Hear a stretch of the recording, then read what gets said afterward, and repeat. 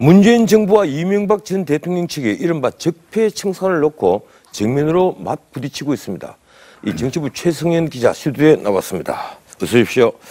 예, 여권이 지금 연일 이명박 전 대통령의 공세를 펴고 있습니다. 그런데 MB증권과 관련된 문건, 그 어떻게 입수한 겁니까? 네, 오늘 나온 문건은 예. 2012년 디도스 특검 당시 수사팀이 이명박 정부 김모 전 청와대 행정관 집을 압수수색하면서 나온 것 중 일부라고 합니다.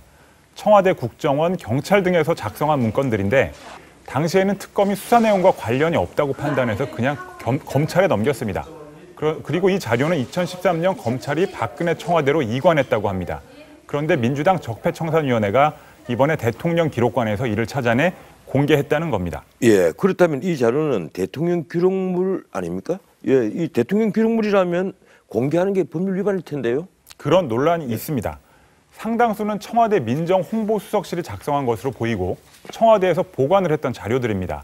하지만 민주당은 비밀 기록물로 분류가 돼 있지 않아서 문제가 없다는 입장인데요.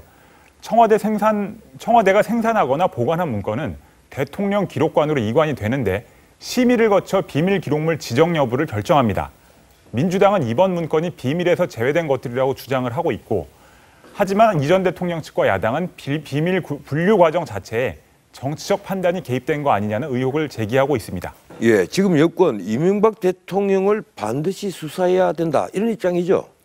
네, 민주당은 이명박 정권의 적폐청산이야말로 대한민국의 국격을 높이는 지름길이다. 이런 식의 논평까지 내고 있습니다.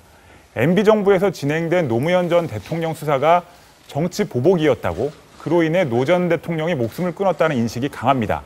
친박 진영보다 친이 진영에 대한 반감이 훨씬 크고, 그래서 이 전 대통령을 기소해 법정에 세울 거란 얘기가 나옵니다.